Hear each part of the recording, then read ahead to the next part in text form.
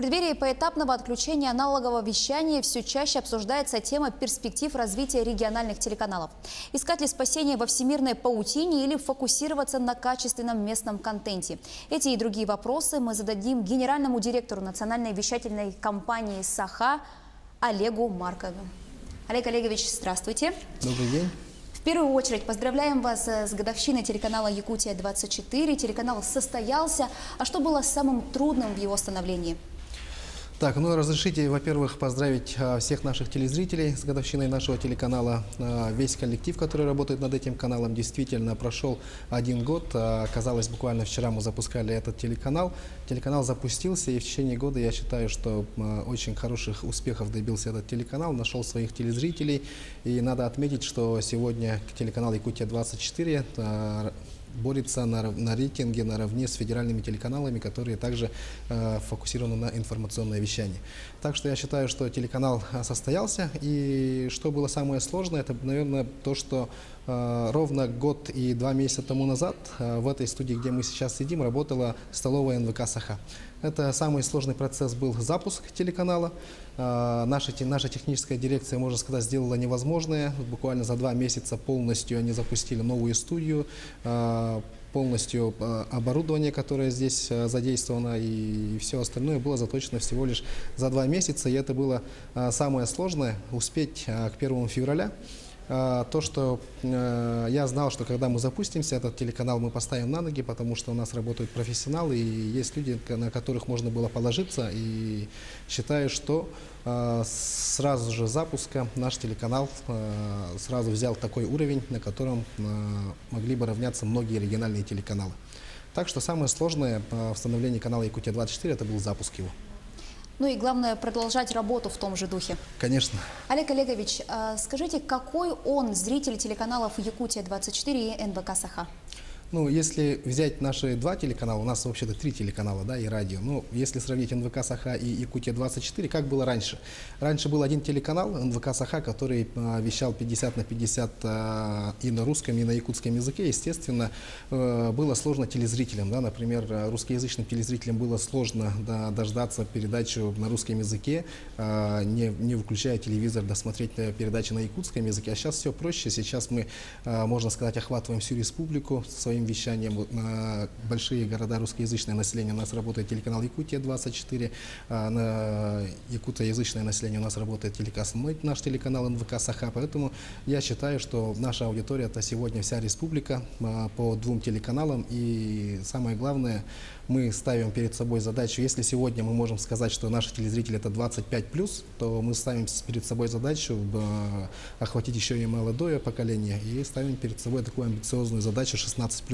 То есть у нас есть задумки по запуску 3-го нашего телеканала, который сейчас работает как «Мамонт», он сейчас вещает как развлекательный телеканал, там показывается спорт и музыка, можно сказать, но у нас есть такая задумка, чтобы этот телеканал начали смотреть молодое поколение.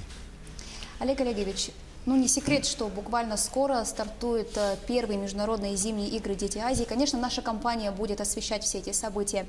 Насколько это трудная и ответственная задача? Если так сказать, то это, наверное, одна из самых ответственных задач у нас в этом году. Так получилось, что этот год можно занести в историю. Впервые наш региональный телеканал, вообще, наверное, по всей России, впервые региональный телеканал поедет в другой регион освещать и делать международную картинку. Поэтому это очень большая ответственность. Мы сейчас работаем совместно с телеканалом ОТВ «Сахалин». Собственно, «Сахалин» ОТВ и был заказчик, да, то, что нашу компанию выбрали именно, чтобы наша компания освещала эти игры «Дети Азии». Проводился конкурс, и кроме нашей компании были даже представители Матч ТВ и так далее, но все-таки конкурс состоялся, мы выиграли, и перед нами теперь ставится очень большая ответственность и задача дать на уровне международную картинку. Я считаю, что и сегодня хочу пожелать нашим работникам удачи. Я считаю, что мы справимся с этой задачей, и наша основная бригада уже выехала туда, все наше оборудование уже доехали до Сахалина, осталось долететь нам и отработать игры. Летом этого года в Якутии отключат аналоговое вещание. Готово ли население республики к этому, и региональные телеканалы, в частности, наш телеканал? Ну, что касается аналога, отключения аналога по всей России, об этом мы говорили уже давно. На самом деле сегодня это не в шок, да, нас это привело, сказать. И сегодня буквально, я сегодня утром прилетел с Москвы, встречались в Москве в Национальной телеакадемии вещателей с региональными нашими партнерами, телеканалами, с другими, обмен опытом и так далее. Ну, надо сказать, что действительно у других регионов есть большие проблемы, потому что у нас полноценные телеканалы, если, да, мы имеем свои каналы, то в других регионах, например, в основном телеканалы работают как сетевые партнеры. На аналоге работали. Вот теперь у них есть большая проблема, где вещать, как вещать, что дальше будет с ними. Да? У нас чуть проще. Мы сегодня находимся во всех платформах, которые есть на сегодняшний день. Это кабель, это спутник и так далее. Но я думаю, что мы, конечно, с отключением аналога потеряем часть какого-то населения, но я думаю, что это будет временно. Наши телезрители найдут способ подключиться к нам, и наше телевидение будет работать, наши все 3 канала будут. Это спутник, кабель. И сегодня перед нами ставится задача, и эту задачу ставит и глава республики Айсен Сергеевич Николаев. Мы должны завоевать другие платформы. То есть сегодня мы ведем переговоры с такими платформами, как Smart. На Smart TV мы переговариваемся с Мегаго, Иви, Окко. Да? Мы должны быть на Яндекс ТВ, мы должны быть во всех платформах, которые нам предлагает мировая паутина, можно сказать. Да? И сегодня к этому очень большая работа идет в республике. Сегодня волоконная линия проходит практически, вот, Верхневилюйский улус только что завершился. Да? Так что у нас и совсем скоро люди поймут, что такое высокоскоростной интернет, и тогда они будут искать нас и на других платформах, и мы должны быть к этому готовы. И это одна из основных задач тоже на этот год, чтобы мы в течение этого года постарались сделать так, чтобы НВК Саха, любой житель республики и даже наши якутяне, которые выехали в другие регионы или даже за границей, легко нас могли найти и увидеть наш телеканал. Традиционное телевещание и интернет-вещание все-таки отличаются по форме.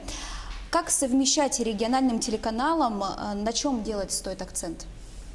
Ну, для этого мы буквально месяц тому назад создали новую службу, служба интернет-вещания у нас, да, пока работает 20 человек в этой службе. Я думаю, что за этой службой будущее, будем увеличивать эту службу, наращивать эту службу. Ну, естественно, и сегодня мы на самом деле находимся во всех социальных сетях, которые есть в республике, да, это, ну, самые известные Инстаграм, ВКонтакте и так далее. Естественно, каждая социальная сеть требует от себя, ну, свой формат, да, и под все эти форматы мы подстраиваемся. На самом деле ничего такого сложного нет, подстроиться под все форматы и под все платформы. Мы готовы к этому, это вызов времени, и так что будем работать над этим.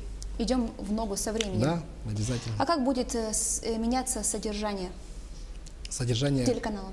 Содержание телеканала. Ну, содержание телеканала на самом деле, какой мы примем курс, это как каждый сезон, каждый год мы защищаем нашу сетку вещания, да, на год. Это по НВК Саха, по Якутии 24. Основной контент, который мы делаем на канале НВК Саха, он просто будет переформатироваться под другие социальные сети, ну, под разные социальные сети. Да, просто будет переформат действующих на сегодня проектов. Олег Олегович, как вы считаете, не угрожает ли блогерство соцсети профессиональной журналистики? Считаю, абсолютно никак не угрожает. То, что в последнее время действительно очень развились блогеры, да, сегодня стало очень много блогеров, которые пишут на разные тематики. На самом деле это очень хорошо, это хорошо и для нас. Некоторые новости и интересные события мы узнаем от них, и даже они становятся нашими интервьюерами, да, получается, те люди, которые очень активно работают. Сегодня, например, годовщина нашего телеканала, и сегодня с нами работают блогеры, и это замечательный симбиоз, думаю, и в этом я ничего страшного не вижу.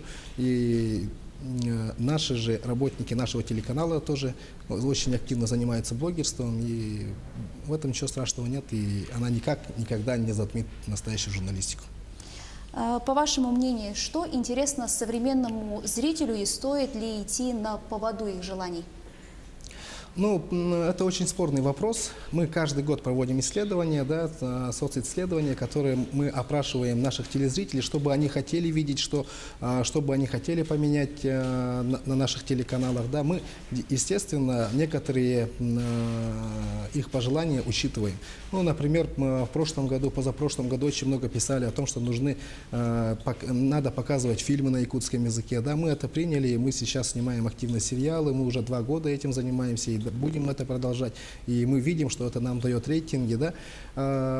Ну, например, если взять федеральные телеканалы, что идет в вечернем прайме? Да, это идет ток-шоу разные, да, которым очень обсуждаются такие темы, где копаются в грязном белье и так далее, что дает рейтинг. На самом деле это не наш путь.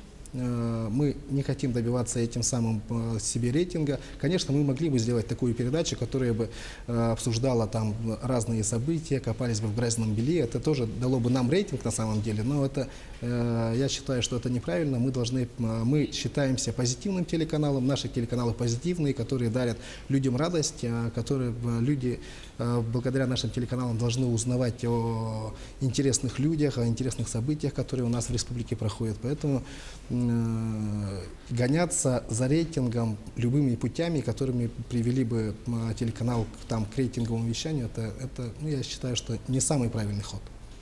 Олег Олегович, и в завершении нашей беседы, какими вы видите наши телеканалы через 5-10 лет? Через 5-10 лет? Ну, если сегодня мы меняемся контентом с нашими коллегами из других регионов, да, я думаю, как вижу я, через 5-10 лет мы должны стать экспортно ориентированной телекомпанией. Почему наши передачи, например, через 5-10 лет не будем делать передачи, например, для National Geographic? Вот, они приезжают же сюда, тратят огромные деньги, чтобы сюда приехать и так далее. Да? Мы уже сегодня какие-то переговоры ведем с корейским телевидением, например. Поэтому я хочу, чтобы через наш телеканал о Якутии узнавали во всем мире. И я считаю, что через 5-10 лет это будет. Ну что ж, Олег Олегович, огромное спасибо, что нашли время, пришли к нам в студию, ответили на наши вопросы. Еще раз поздравляем вас с годовщиной телеканала «Якутия-24». Конечно, желаем дальнейших успехов. Спасибо.